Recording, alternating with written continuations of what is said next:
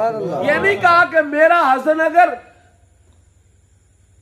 हफ्ते में पूरा कुरान खत्म करे, मेरा हुसैन अगर 25 हज करेगा, अगर ये काम कर लेंगे, PhD कर लेगा, MPhil कर लेगा, जनाब फलानी डिग्री कर लेगा, तो फिर जन्नती जवानों का सरदार होगा।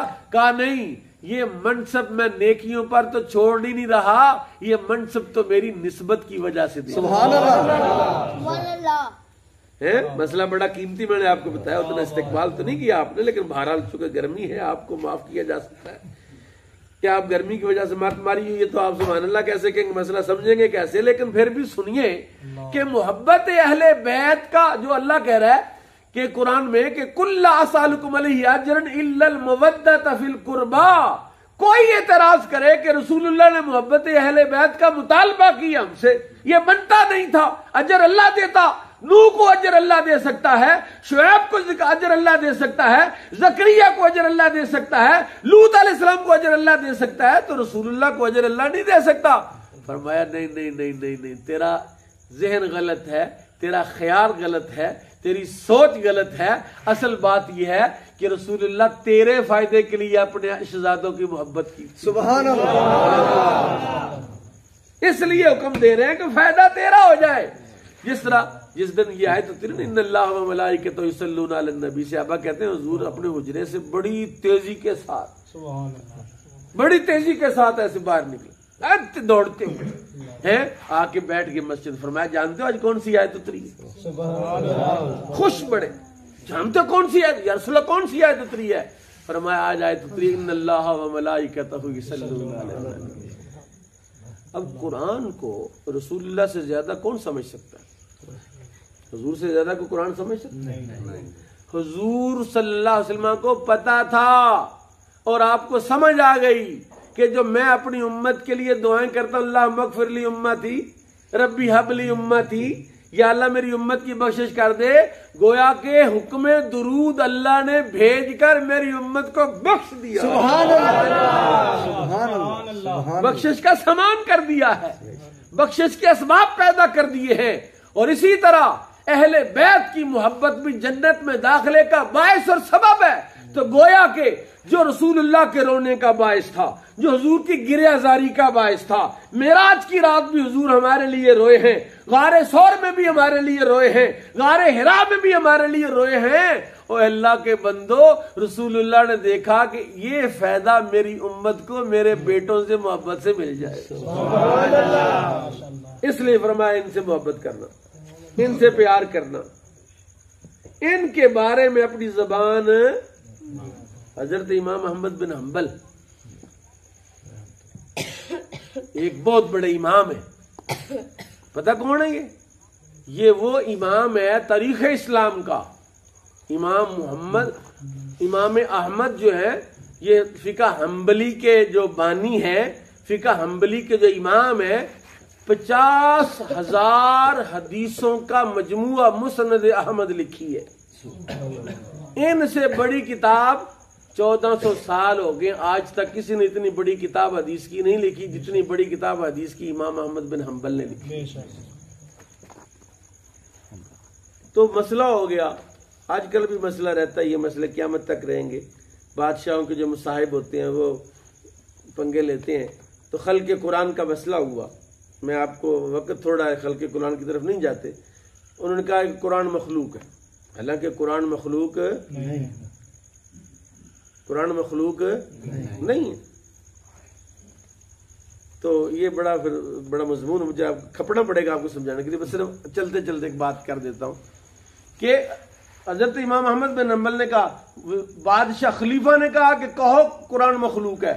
आपने कहा नहीं, कुरान मखलूक नहीं है, गैर मखलूक है। उन्होंने कहा फिर खालिक, कहा खालिक भी नहीं, खालिक का वस्फ है। खालिक का जो कलाम तकल्लुम अल्लाह की सिफ्त है, कुरान उसका मजहर है। अल्लाह बोलता है, कहा कैसे? कहा देखो कुरान पढ़ो, कुरान नुत्के इलाही है। तो ये एक तनाजा था। और उस दौर में जो अहले सुन्नत व जमात का बंदा होता था ना, उसकी निशानी क्या होती थी? उसकी निशानी होती है वो कुरान को मखलूक नहीं समझता था। कुरान को मखलूक नहीं समझ। इतना बड़ा इमाम पकड़ के उन्होंने जेल में बंद कर दिया कि अगर आपने फतवा ना दिया कि कुरान मखलूक है तो हम आपको जेल में कर दिया। एक दिन वो जो मुतज़िला थे जिन्होंने ये सारा फसाद और फितना कायम किया, उन्होंने क्या कहा? उन्होंने कहा जनाब इनको कोड़े भी मारे। उनको कोड़े मारे इमाम अहमद बिन हम्बल को। इत्तेफाक से जिस बंदे ने कोड़े मारे वो सैयद था। कौन था? शाह जी थे, हुजूर की आल का बंदा था। अब हम जो इस्लाम के इमाम हैं उनकी बात कर रहा हूं। उन्होंने क्या कहा? जब कोड़ा मारते तो पीछे मुड़ के कहते मैंने तुझे माफ कर दिया। हर कोड़े पर कोड़ा मारने वाले कहते मैंने तुझे माफ कर दिया, मैंने अल्लाह की रजा के लिए माफ कर, रसूलुल्लाह के लिए माफ कर दिया। किसी ने कहा जरा साहब वो तो कुटी जा रहे यार, तुझे माफी दे जा रहे। उसने कहा बात ये नहीं, बात ये है कि मैं तो इमाम हूं, अगर मेरी वजह से हुजूर का कोई एक बेटा भी पकड़ा गया तो किस मुंह से हुजूर के सामने जाऊं?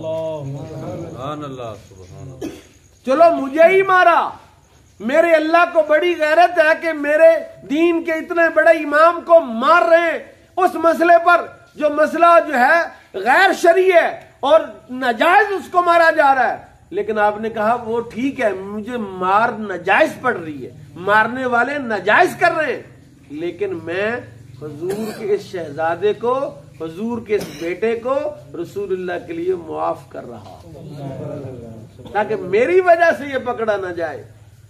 सादात की, अहले बैत की इससे ज्यादा और कोई मोहब्बत हो ही नहीं सकती, इससे ज्यादा कोई मोहब्बत कर ही नहीं सकता। और क्या मोहब्बत करें कि जब हम अपने हुकूक ही बंदा मुआफ कर दे। ये कब होता है? जब उसे समझ हो कि कुल्ला असालुकुम अलैहि अजरन इल्लल मवद्दत फिल कुर्बा का माना क्या है। जो कुरान ही नहीं समझता, जो इस आयत को जिसने नहीं पढ़ा वो क्या समझेगा? अब आइए जरा उन अहादीस की तरफ जो मेरे करीम आका इमामुल अंबिया सल्लल्लाहु अलैहि वसल्लम ने शहजादों, दोनों शहजादों के साथ जो मामला किया। पहले हजरत इमाम हसन पैदा हुए जी, तो हजरत इमाम हसन पैदा हुए तो रसूल पाक सल्लल्लाहु अलैहि वसल्लम उनके कान में अजान पड़ी। ये अजान है जो इमामुल अंबिया ने खुद अजान दी, पहले कभी हुजूर ने अजान नहीं दी। बेटा पैदा हुआ तो खुद अजान पड़ी, दाएं कान में फजर की अजान और बाएं कान में इकामत। ये जरूरी नहीं है कि कारी साहब नहीं पढ़नी है आपके बच्चे के कान में, आप भी पढ़ सकते हैं, आप भी मुसलमान है, आप भी मोमिन है। और होना यही चाहिए कि हर बंदा मोमिन इस अहल हो कि वो इमाम बन सके। ये तो आपने अलग से ही एक तकसीम कर दिया, नहीं जी असी तो दुनियादार है जी, कारी को बंदा ले आओ, कारी ले आओ, को बंदा नेक ले आओ। और तू नेक क्यों नहीं होता? दुनिया के लिए तो तू पैदा ही नहीं हुआ, तुझे तो अल्लाह ने पैदा ही इबादत के लिए, नेकी के लिए, तकवे के लिए किया है। लिहाजा मेरे आका की ये सुन्नतें भी अदा किया करो। को बच्चा घर में हो जाए तो खुद ही अजान दिया करो, लेकिन उससे पहले कारी साहब से अजान सीख भी लिया करो। नबी पाक सल्लल्लाहु अलैहि वसल्लम ने इमाम हसन के कान में अजान पड़ी। गुट्टी अपने मुंह में खजूर चबाई और चबाने के बाद वो जो शीरा था उसको अपनी उंगली से लगा के हजरत इमाम हसन की तालू को लगा दिया। सुभान अल्लाह, सुभान अल्लाह। वो चूसने लगे। रसूलुल्लाह ने अपना लुआबे दहन इमाम हसन के मुंह में दाखिल किया। आप जानते हैं दहने मुस्तफा की शान क्या है? ये वो लुआब है कि अगर डेला बाहर निकला हो तो लगाएं तो अंदर करें तो डेला सही हो जाता है। ये वो लुआब है कि बाजू कटा हुआ हो तो वहां थूक लगाएं हुजूर तो बाजू जुड़ सकता है। ये वो लुआब है कि अगर कड़वे पानी के कुएं में डाल दें तो वो मीठा हो जाए। उसी लुआब को रसूलुल्लाह ने इमाम हसन के मुंह में दाखिल किया और फिर हजरत इमाम हसन को अपनी गोद में खिलाया। हजरत सवाद वाला वाकया तो आपको याद होगा। एक सहाबी हजरत सवाद शहीदे शुहदाए बद्र में से, बद्र के शुहदा में से। तो रसूल पाक लैंड सीधी करा रहे थे, लड़ाई सब फिर लेने बनाओ, किस तरह लड़ना है हजूर बता रहे थे, ऐसे तलवार मारनी है, ऐसे सीधे रहना, ऐसे जरा आकड़ के खड़ा होना, ऐसे जरा सीधा निकाल के। हजरत सवाद का पेट जरा बड़ा था, और उसके पेट पर ऐसे छड़ी मारी, इस्तिवा या सवाद, सवाद सीधे हो जाओ,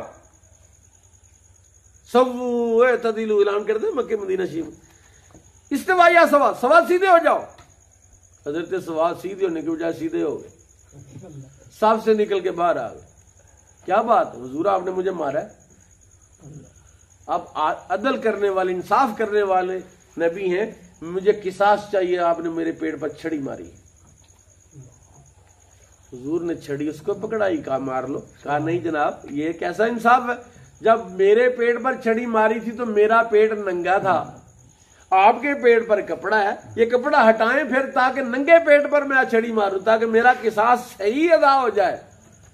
आपने कपड़ा हटाया। हजरत सवाद ने वो काम किया है, अल्लाह की कसम हसरत होती है यार, क्या खुश नसीब आदमी था। उसने छड़ी फेंक दी, दौड़ के जाके हजूर के पेट के साथ अपना पेट लगा के तो ऐसे मलने लगा, जिसम ऐसे ऐसे कर रहा है, ऐसे ऐसे। तो आपने फरमाया और तू किसास नहीं लेता? कहा हजूर किसास किसने लेना, हम तो आपके गुलाम हैं, आप हमें जैसे मर्जी करें, लेकिन आका मैं चाहता था एक दफा मेरा जिस्म आपके जिस्म के साथ टच हो जाए,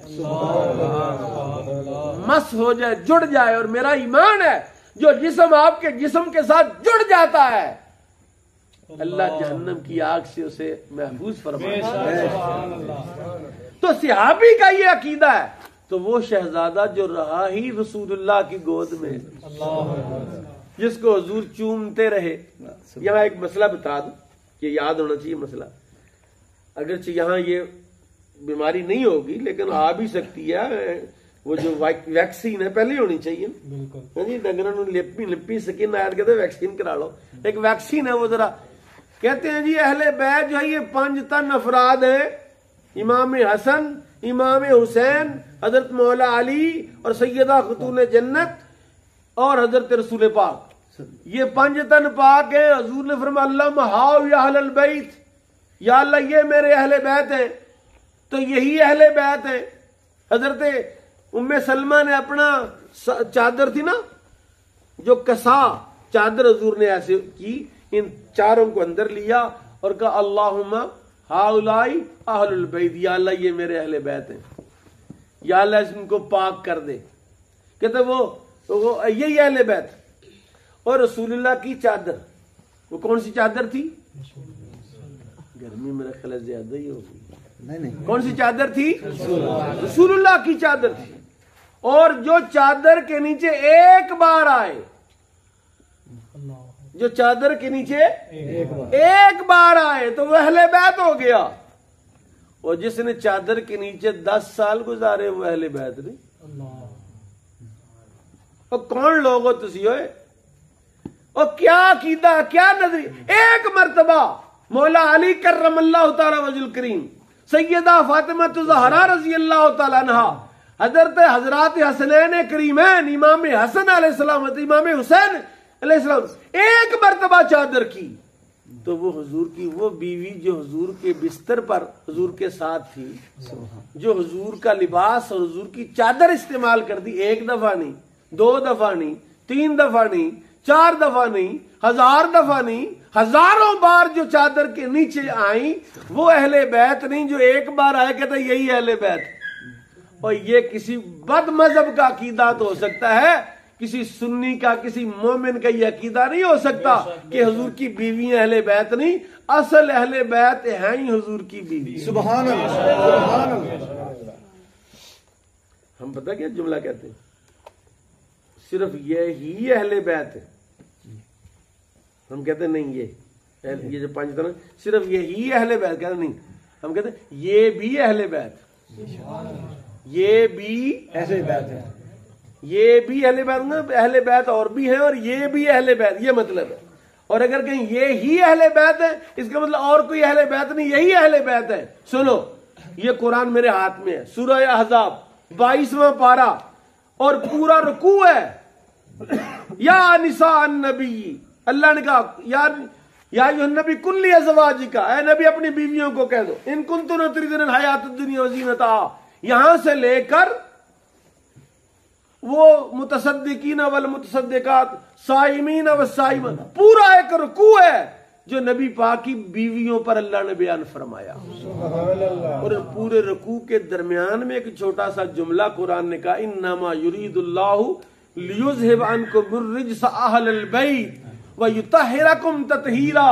जब पहले बात भी अहले बैत की, हुजूर की बीवियों की हो रही थी, बाद में भी बीवियों की बात हो रही है, तो दरमियान में किसी और की बात कैसे हो सकती है? ये पूरा रुकू अज़वाजे मुतहरात का ही है। हाँ, हुजूर ने इनको भी अहले बैत किया, लिहाजा ये भी अहले बैत हो गए। और ये इख्तियार सिर्फ रसूलुल्लाह का है। किसका है? रसूलुल्लाह सल्लल्लाहु अलैहि वसल्लम का। पता है, एक बंदा सलमान फारसी, ना हुजूर का खानदान, ना हुजूर का इलाका, ना रंग, ना नस्ल, आपने फरमाया सुलेमान मिन्ना अहलुल बैत। सुभान अल्लाह। हुजूर की मर्जी है, जिसको मर्जी अहले बैत बना दे। और सलमान फारसी को रसूलुल्लाह ने कहा ये मेरा अहले बैत है। किसी ने एतराज किया कि जनाब बंदा फारस से आया, जबान भी और है, अजमी है और बुढ़ा बाबा है, कई 100 साल की उम्र है, और हुजूर अब आप उसको अहले बैत कह रहे हैं, तो बनता नहीं। हुजूर कोई किसी की जुर्रत है ऐसा करे? ये मेरे नबी का इख्तियार है। मेरे नबी ने अपने इख्तियार, उस इख्तियार के साथ, जिस इख्तियार के साथ सलमान फारसी को अहले बैत कहा, उसी इख्तियार के साथ हसनैन करीमैन को, सैयदा फातिमा को, मौला अली को अहले बैत में शामिल फरमाया। अब आइए जरा वहां कि हजरत फरूक आजम एक दिन मस्जिद नबवी शरीफ में गए हैं, देखा कि हुजूर के दाएं कंधे पर हजरत हसन बैठे हुए, बाएं कंधे पर इमाम हुसैन बैठे, और एक ने दाढ़ी आधी पकड़ी, इधर एक ने आधी पकड़ी। ये पता कौन से बाल हैं? हुजूर के बाल दाढ़ी के पता कौन से हैं? एक बाल था हजरत सैयदा आयशा सिद्दीका के पास हुजूर के विसाल के बाद, और पूरे मदीने में कोई हस्पताल नहीं था। जब भी पूरे मदीने में कोई बीमार होता, वो हजरत सैयदा आयशा के पास आते, वो हुजूर का बाल मुबारक जो उनके एक दफा प्याले में डुबो के निकाल के जाओ पिला दो, बंदा ठीक हो जाए। तो एक बाल की ये शान है, तो जिनके हाथ में पूरे ही दाढ़ी मुबारक है। क्या कहा ऐसी बात कही, मैं क्या कहूं आपको।